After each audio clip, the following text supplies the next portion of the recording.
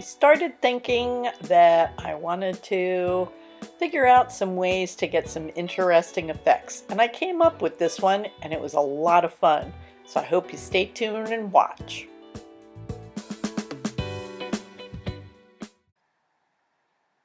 Hi again everybody, it's Janet for Moonkusser Art, and I'm going to be playing today with a strainer.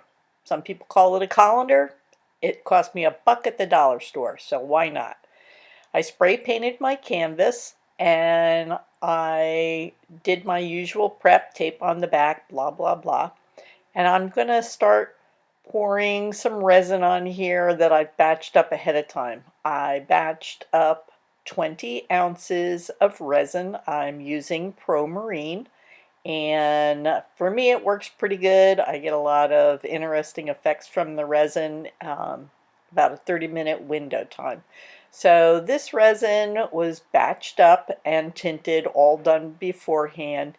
And I also threw, you can see it in there, I've got some pieces of glitter, and I wanted to make this one a really fun project, bright and colorful, and I definitely succeeded at doing that with this one. I went back and mixed up a little bit more of the purple. I wanted to make sure that I had good heavy coverage on this, so that when I start manipulating the layers, I'll be able to work them with one another and get some good combinations from those colors as well. So I'm going real heavy, pouring on the resin and filling in all the blank spots of canvas.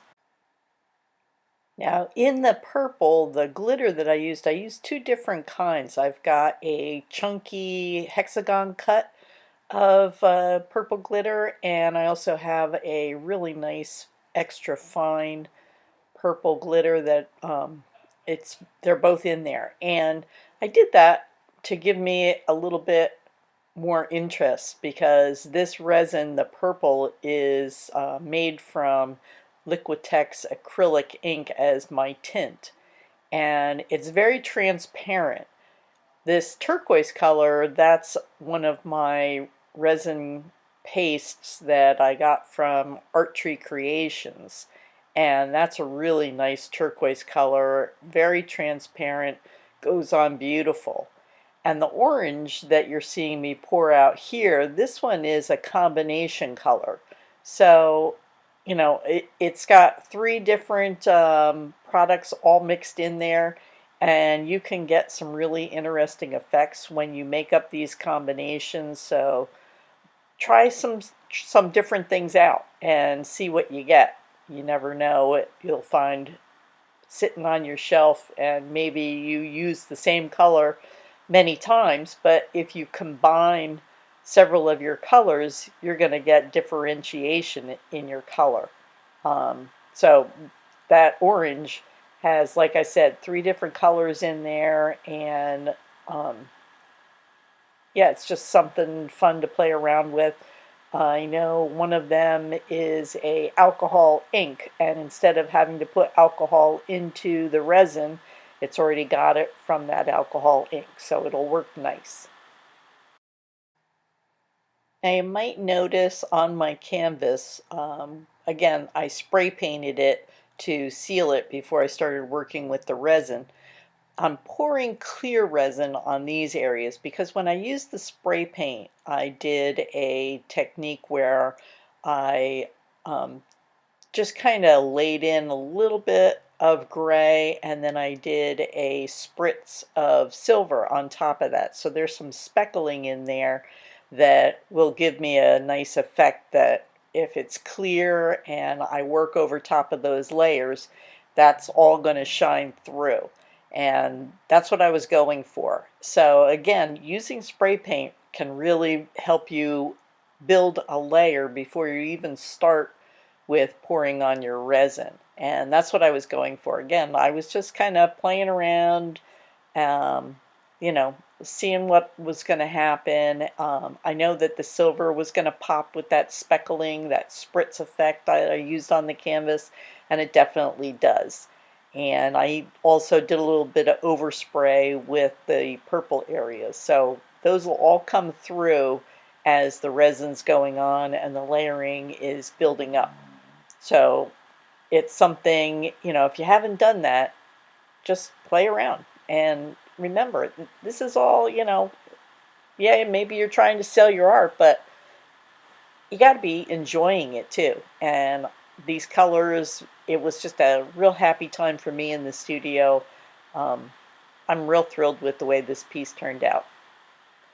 Now I'm going to just start with the blow dryer.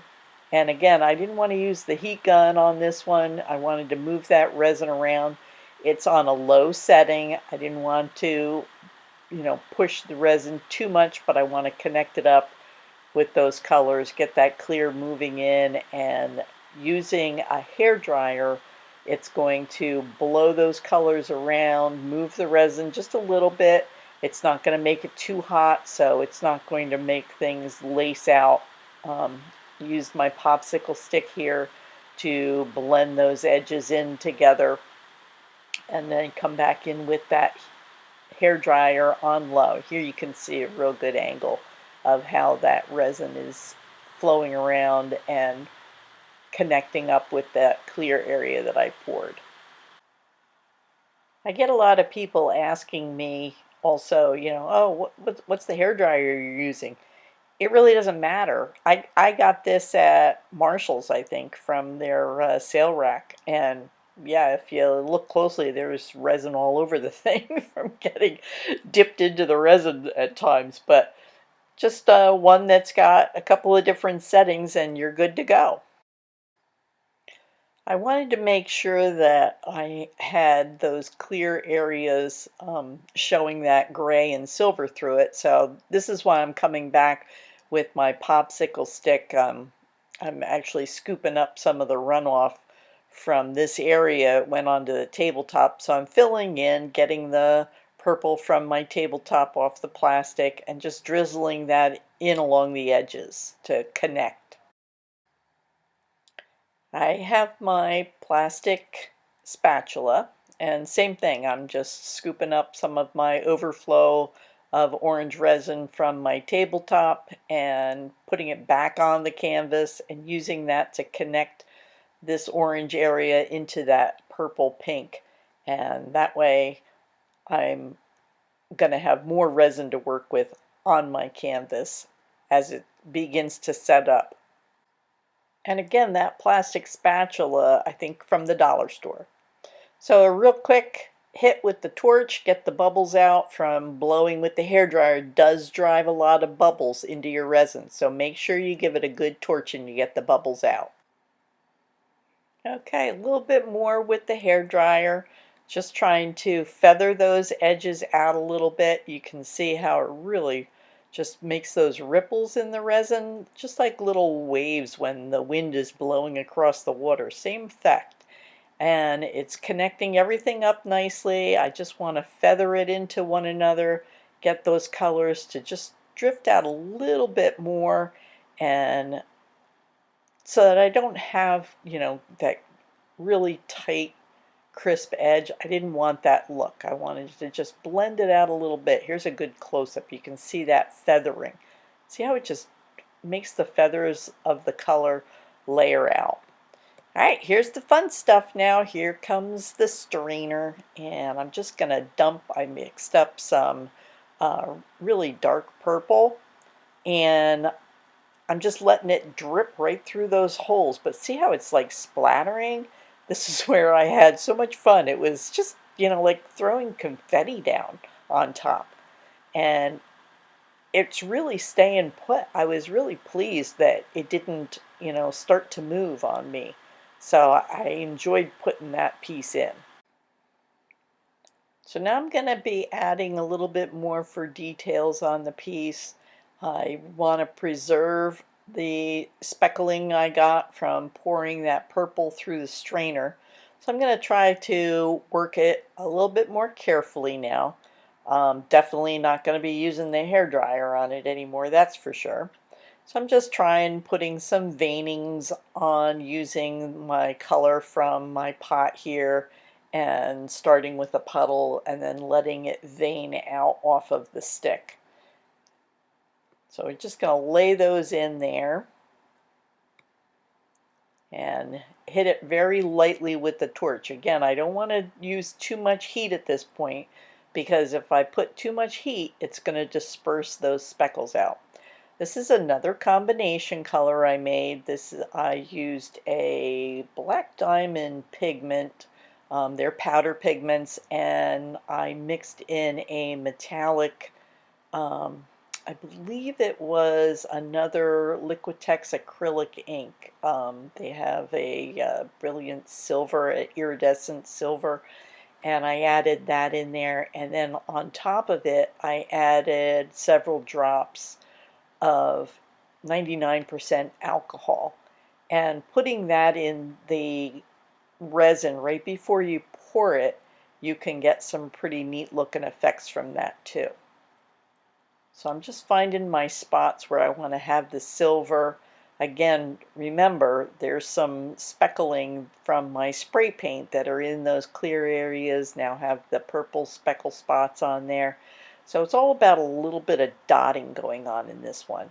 And I'm trying to add some more details and go carefully. I want to keep those purple spots, but I do want to get some lacing with the alcohol ink out of that silver. So I'm working those with the heat gun and the torch, trying to go real careful. So I moved this so that we can get a close-up on this shot. I'm going to lay in some of that combination silver I have. First I got to figure out where it is I want to start my pour. Yeah, let's start at the edge of the canvas and kind of drift off in.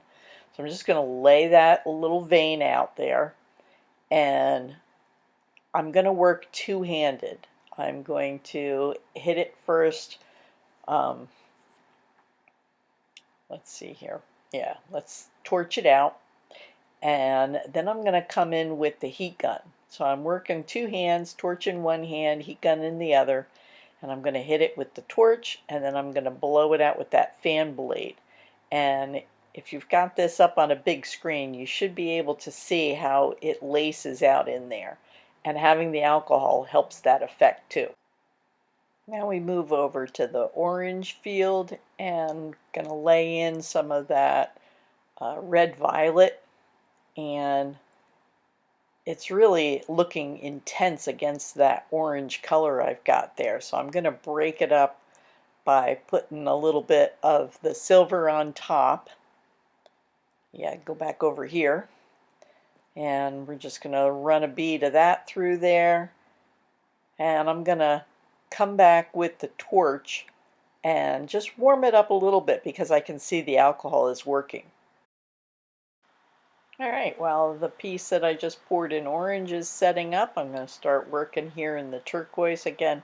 I'm looking to balance the piece out a little bit, so I'm going to add in some more intense colors and make them a little bit more bold, putting in these layers with the silver, because again, it's got that alcohol, so it's going to get some really nice effects as I torch and use that heat gun, and it's going to just make some real pretty lacing, and the silver is just going to rise right up to the surface.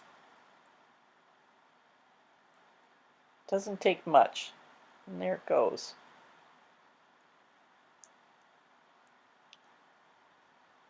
Looks good. All right.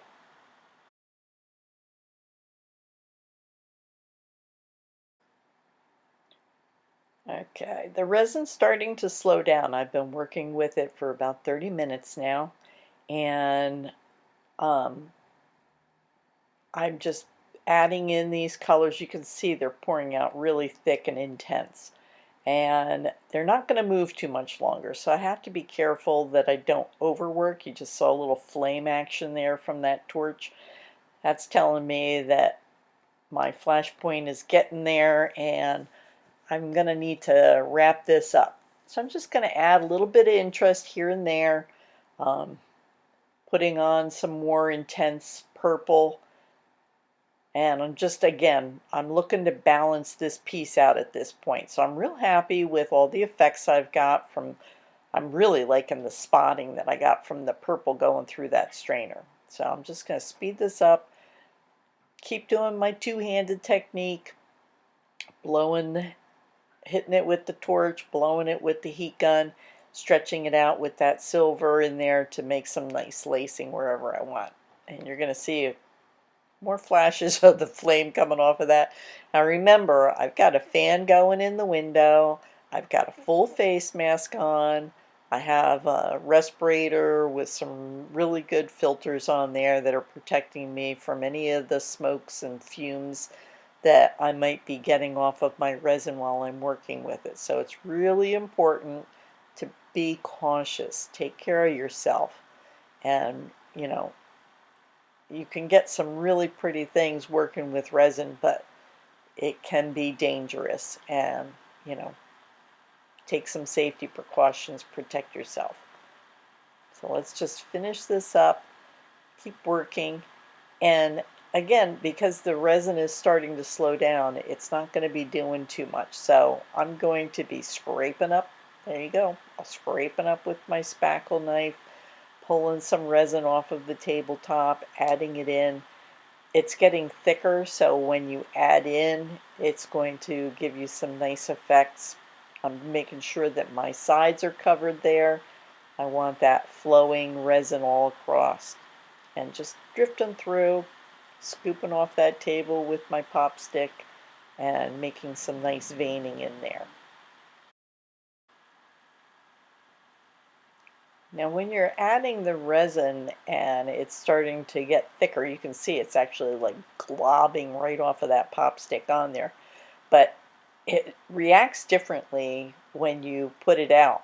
It moves a little bit slower and it creates different variations in the way it moves because it wants to level out. So as it moves on the canvas top, it's going to react differently. Let me see if I can close up on that spot there in the blue.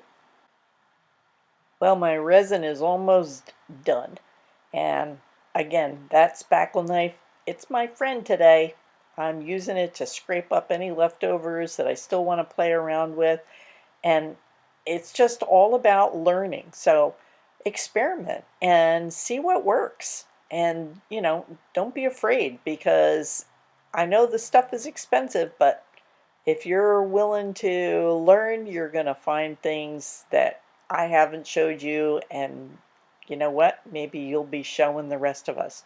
Thanks so much for watching me on my channel. I hope I did show you something today that you can use in your next work. And please don't forget to subscribe and take a look at Vivacious. Thanks!